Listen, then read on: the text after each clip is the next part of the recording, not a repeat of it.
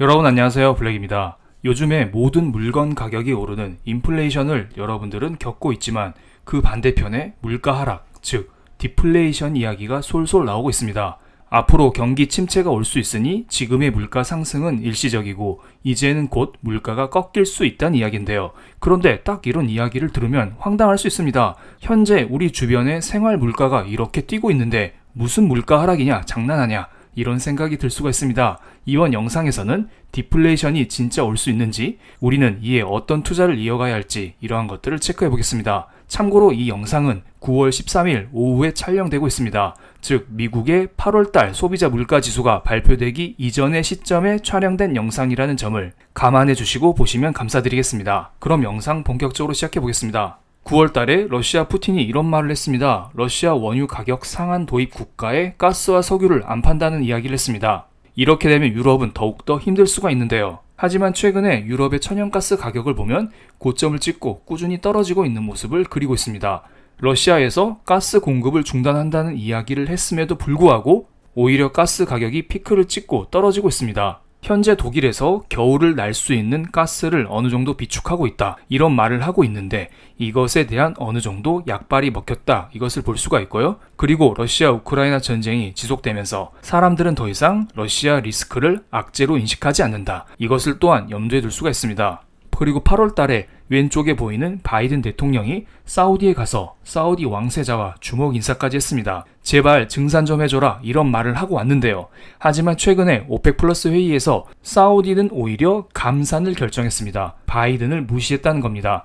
사우디 입장에서 감산을 하게 되면 공급을 줄이겠다는 이야기니까 국제유가 상승 요인으로 작용할 수 있습니다. 그런데 최근에 국제유가 흐름을 보겠습니다. 국제유가가 오르긴 오르지만 추세적으로 봤을 때에는 조금씩 떨어지고 있는 모습을 그리고 있습니다. 천연가스든 기름이든 물가가 그동안 너무 올라서 이제는 경기 침체 이슈가 점점 생기고 있다? 우리는 이렇게도 생각을 할 수가 있습니다. 그래서 천연가스와 원유 모두 수요 감소 측면이 강조되면서 가격이 떨어지고 있는 것으로 보입니다. 어떻게 보면은 디플레이션이 유발되고 있다, 우리는 이렇게도 생각을 할 수가 있습니다. 어쨌든 디플레든 인플레든 요즘 사회적인 문제였었던 인플레이션이 완화되고 있다는 것을 알 수가 있습니다. 그러니까 물가가 떨어진다, 이게 아니라 물가 상승 속도가 점점 완만해지고 있다, 파멸적인 물가 상승세가 잡혔다, 이렇게 보는 게 맞습니다. 그럼 우리는 지금의 물가 상승 속도가 완만해졌다고 결론을 내릴 수가 있습니다. 그런데 미국의 금리를 결정하는 파월 연준 의장은 현재의 인플레뿐만 아니라 미래의 인플레도 잡아야 한다고 지속적으로 강조하고 있습니다. 미래의 인플레라는 것은 기대 인플레이션 값으로 정의를 내릴 수가 있는데요. 뉴욕 연준은행에서 매월 발표하는 1년 기대 인플레 값을 보겠습니다. 1년 기대 인플레 값이 쌍봉을 그리다가 최근에는 6% 아래로 떨어지는 것을 알 수가 있습니다. 이 수치는 21년도 말 수치입니다. 향후 1년 후의 물가, 미래 인플레가 많이 잡혔다, 우리는 이러한 것을 알 수가 있습니다. 하지만 여전히 코로나 이전 수치 대비해서는 2배 이상 높은 것은 어쩔 수가 없습니다. 그리고 이것은 10년 기대 인플레 값인데요. 10년 기대 인플레 값도 올 봄에 3%대로 피크를 한번 쳤다가 지금은 2.5% 전후에서 움직이고 있습니다. 많이 기대 인플레 값이 떨어졌다. 사람들은 10년 후 물가에 대한 기대치를 많이 낮게 잡고 있다, 우린 이것을 알 수가 있습니다. 하지만 여전히 코로나 이전 수치인 1.5%에 비해서는 높은 수준인 것을 역시나 알 수가 있습니다. 그런데 파월 연준 의장은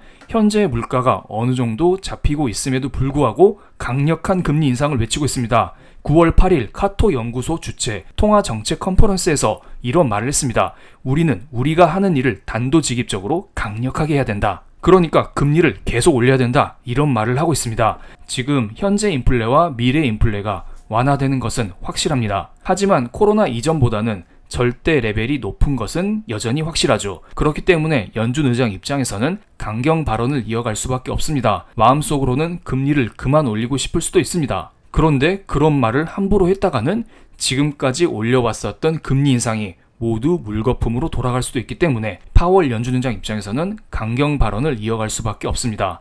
그래도 어쨌든 최악의 인플레는 면하고 있는 것은 확실하다고 봅니다. 이것은 달러 인덱스 차트인데요. 달러 인덱스는 미국의 강력한 금리 인상 기반에서 한때 110을 돌파했었는데 현재는 108까지 떨어진 상황입니다. 그리고 미국의 10년물 국채금리 역시 강력한 금리 인상과 함께 쭉 올라왔었는데 그런데 10년물 국채금리는 달러와 달리 꺾이는 모습이 나오고 있지 않습니다. 오히려 10년물 국채금리는 더욱더 굳건하게 올라가고 있는 상황을 보이고 있습니다. 10년물 국채금리가 오른다는 것은 그만큼 미국 경제가 튼튼하다는 것이 보이고 있다는 것인데요. 미국의 주간 신규 실업수당 청구 건수를 보겠습니다. 실업수당 청구 건수가 증가할수록 미국의 노동 상황이 좋지 않다. 이것을 알 수가 있는데 최근에 4월부터 7월까지 미국의 노동 상황이 그렇게 좋지만 않았습니다. 그런데 최근 한 달 동안은 오히려 미국의 신규 실업수당 청구 건수가 고점을 찍고 이렇게 떨어지고 있습니다. 노동시장이 괜찮다. 생각보다는 노동시장이 강하다. 이것을 알 수가 있죠. 그렇기 때문에 10년물 국채금리가 쉽사리 떨어지지 않는 것을 알 수가 있고요. 파월 연준 의장 입장에서는 금리 인상을 합리화시킬 수 있는 요인이라 봅니다. 그래서 이와 함께 달러가 쉽게 꺾이지는 않을 가능성이 높다고 봅니다. 이런 흐름들은 신흥국보다는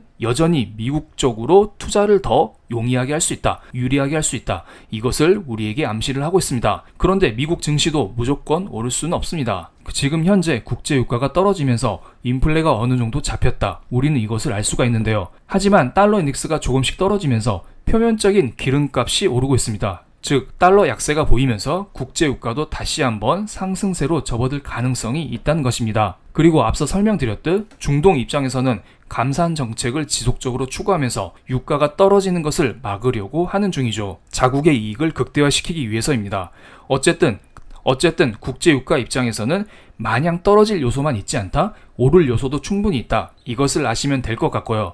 이런 식으로 유가가 떨어지지 않으면 다시 한번 인플레 요소가 부각되면서 증시의 조정은 충분히 줄 수가 있습니다. 그리고 이것은 미국의 10년물 국채금리 차트인데요. 지금까지 미국의 10년물 국채금리가 3% 이상의 구간에서는 항상 증시의 조정이 나왔습니다. 일반적으로 주식의 수익률과 국채 수익률을 비교하곤 합니다. 주식 투자를 해서 1년 동안 3% 이상의 수익을 낼 자신이 있으면은 그만큼 증시가 좋다면은 사람들은 국채를 팔고 주식을 매수합니다. 하지만 증시 자체가 좋지 않다면은 사람들이 굳이 주식을 살 이유가 있을까요? 오히려 주식을 사지 않고 안전한 국채에 투자해서 3% 이상의 수익을 거둘 수가 있는데요. 그렇기 때문에 국채금리가 3% 이상인 구간에서는 증시에는 부정적으로 작용할 수밖에 없을 거라 봅니다. 그런데 최근 들어 증시도 오르고 국채금리가 오르는 기이한 현상이 발생되고 있죠. 그렇기 때문에 지금의 상승세는 추세적으로 이어질 가능성이 조금은 낮다. 우린 이렇게도 알 수가 있습니다. 파란색 미국의 S&P 500 지수와 녹색 미국의 10년물 국채금리를 같이 한번 비교해봤습니다. 이것은 코로나 경제위기 2020년도부터 정리된 자료인데요. 2020년, 2021년도에는 10년물 국채금리가 오를수록 미국의 S&P 500 지수가 함께 오르는 것을 알 수가 있습니다. 당시에는 코로나 때문에 경제가 파탄되었기 때문에 국채금리의 상승, 즉 경기 회복과 함께 증시 상승이 나왔던 것입니다. 하지만 경기 회복이 어느 정도 마무리되자 10년물 국채금리의 추가적인 상승은 미국 증시 입장에서는 부담으로 작용하면서 증시가 오히려 떨어지는 모습을 보여줍니다. 하지만 최근 들어 S&P 500 지수가 이렇게 오르는 것을 알 수가 있죠. 국채금리 역시 이렇게 오르고 있고요. 이 점은 증시 입장에서는 충분히 부담 요소로 작용할 수 있을 거라 봅니다. 물론 증시가 이 상황에서 전 저점을 깨고 다시 한번 이렇게 폭락한다? 이럴 가능성은 조금은 낮아 보입니다. 이것은 시티 리서치에서 발표된 것으로서 세계 대표 국가들의 경기 침체 시점을 정리한 자료입니다. 물론 이렇게 된다는 것은 아니고 시티 리서치에서 경기 침체를 예상하는 그 시점을 말하는 것입니다. 미국 같은 경우에는 2023년도 3분기와 4분기 때 경기 침체를 겪을 것으로 예상을 하고 있습니다. 많은 전문가들이 미국이 내년 3분기 때 경기 침체에 접어든다 이런 이야기를 하고 있죠.